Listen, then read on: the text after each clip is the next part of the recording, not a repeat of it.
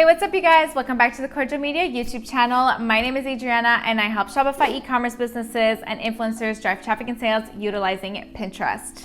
Today's video is part 2 of our Pinterest marketing Q&A. Part 1 was posted last week on my channel and will be linked in the description box below if you missed it. But in today's video, I'm going to be answering more of your questions that you guys leave in the comments of my videos. And so if any of these comments or questions today trigger new questions, feel free to write them as well in the comment box of this video and I'll be more than happy to answer. Before we dive in, don't forget to hit the big red subscribe button and to hit the bell to be notified every single time I post a new video here on the Kordial Media YouTube channel. Without further ado, let's jump into the first question. All right, so Eric says, super helpful. How big of an audience do you recommend on cold target? My budget is about 10 USD per day right now. Above 5 million, but no more than 17 million, I would say. $10 a day doesn't get you very far on Pinterest. It can get you something, but it doesn't get you super far. And so you also don't want an audience size of like 60 million. And that is why I recommend staying between 5 million and 17 million. That's probably a good range. You can select a few interests there, adds quite a good amount of keywords as well without broadening your audience too much, but also while helping the algorithm find your audience on this platform for your product. Next question. Olivia says, do you think dropshipping is a good idea on Pinterest? I have a full video on dropshipping do's and don'ts for Pinterest, so I will link that in the description box below for you. Dropshipping can be done in a certain way, or properly, if you will. I would not recommend testing products on Pinterest for dropshipping, meaning the type of dropshipper who's testing 5 different campaigns every single day, 1 product per campaign. It doesn't seem to be as effective as testing that sort of format on Facebook. So I don't recommend you doing that on Pinterest. That being said, if you're dropshipping a product that you have proof behind and you know works well and you've created a brand for and is the only product you're really selling on your site, then yeah, absolutely, you can utilize Pinterest ads for dropshipping your product. It's just a matter of how you approach it. So testing different products for dropshipping, I wouldn't go ahead and do so too much unless you're only testing like 4 or 8 products at a time. Alternatively, if you do have like a pre-existing tried and true product that you love, that you are selling and that you're kind of creating into its own brand through dropshipping, then that's totally fine and you can definitely utilize Pinterest ads properly for that. Third question.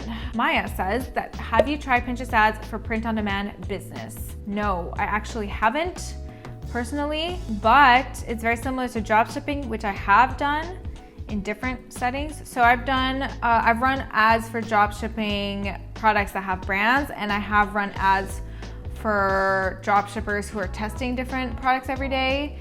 And print on demand seems to be along the same lines of somebody who has a brand, and so I don't see how it wouldn't be successful unless your product doesn't fit in one of the most popular Pinterest niches. Pinterest niches that are popular on Pinterest are fashion, beauty, home decor, food and drink, education, fitness, health. I might have missed one, but those are pretty much the main ones on the platform.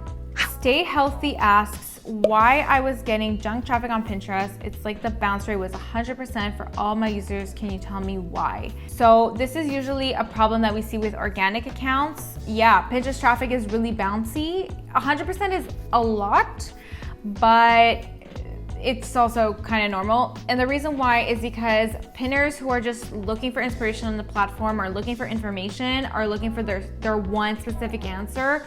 They're not really interested in hanging out on your site unless you're such a good copywriter that you're getting people to click page after page after page through your blog posts. So it's kind of normal. It's not junk traffic, it's just traffic that's not interested in staying on your site that long. They're just looking for their answer and then getting off and getting back to Pinterest. So it's normal. It's totally normal. And it's part of the nature of the behavior of the pinner, honestly, at the end of the day. Next question. Roshi asks, hi, thank you for your helpful videos. I have a question. I'm dropshipping products and I was told to not use traffic campaigns at all, only conversion campaigns. What do you think about that? Are they right or wrong? Love your videos, by the way. Thank you. Why does everything have to be black and white? I mean, are they right or wrong? I don't know. It depends on your business. Are you dropshipping products and testing them? If you're testing them, then maybe you do want to use conversion campaigns. If your website overall has under 50,000 page views and you're getting, like 2 add to carts a day, then yeah, traffic campaigns would be a better fit because the algorithm can't optimize for a site that doesn't get a high volume of add to carts every day or checkouts. But if your website is getting a high amount of add to carts and checkouts every day, so at least 15 to 100 add to carts daily, then conversion campaigns would be a better fit. So that's how I would look at it. I wouldn't look at it based on the product, but mostly more based on the conversions you're already getting or not getting, and then decide your campaigns based on that.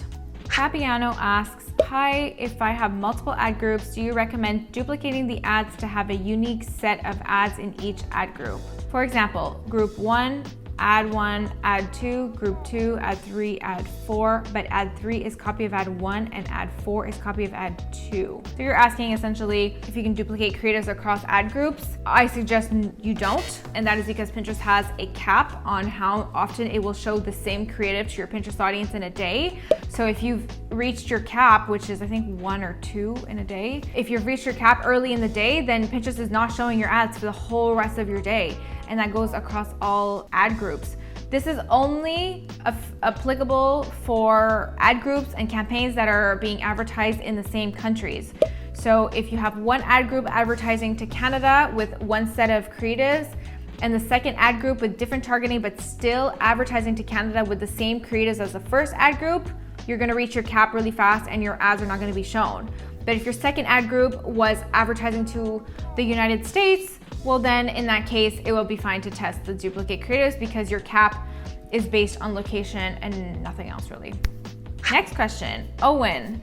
Hey Owen. Hello Adriana, you mentioned not to use the same creatives in different ad groups and also not to use the same interests in different ad groups. Shouldn't we be testing the same creatives across different interests to have a better gauge of what works?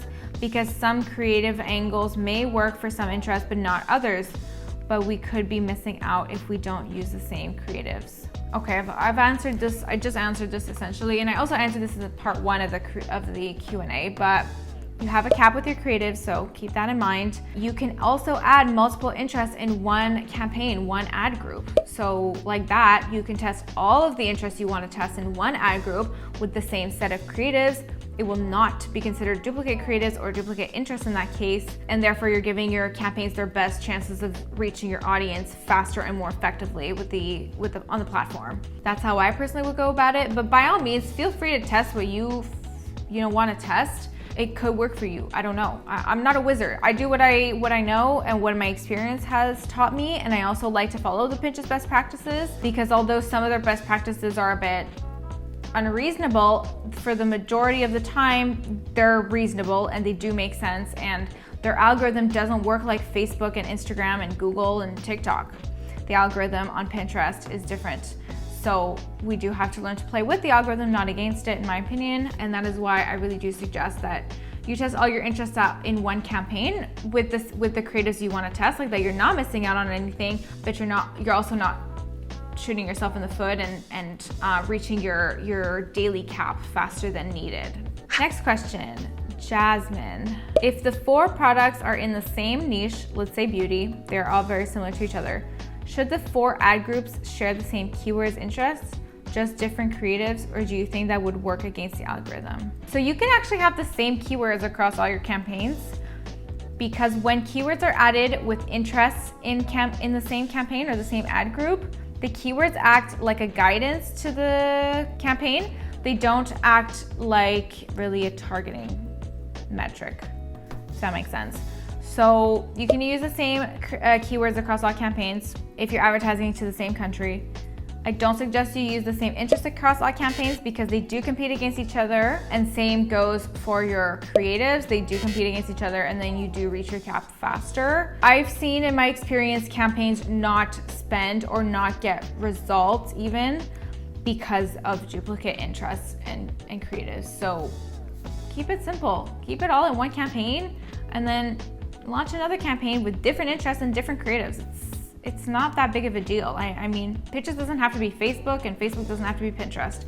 On Pinterest, you play the Pinterest algorithm game, and on Facebook, you play the Facebook algorithm game. That is just my advice to you. Next question is from Hassan. Thank you very much, but I have a question. Can I use Pinterest for running ads if I live in a country not supported by Pinterest using VPN or RDP? And you are great. Well, thank you. I don't know. Try it. You probably can, honestly, if you use a VPN. I think so. You probably can if you use a VPN. I urge you to test it out for yourself, maybe on an ad account that you are not attached to. So if you get locked out of it or shut down or whatever, it's not so much of a big deal. So I definitely suggest you test that out. That wraps our Q&A for this month. I'm sure I'll do another one next month or in a couple months from now. I love it when you guys leave questions on my videos. I think they're super engaging. They're relevant questions. They're interesting. They create conversation. And so I urge you to continue to leave those really interesting questions on my videos. Anytime you have a Pinterest ad question, feel free to write it, or just a Pinterest marketing question in general. If you'd like to actually chat about your Pinterest ads with myself, you can book a meeting with me. In my calendar will be linked in the description box below. We hop on a call, we chat about your Pinterest ads, and we see if we're a good fit to work together. On that note, I'm gonna wish you a lovely rest of your day, and I will see you in the next video. Bye for now.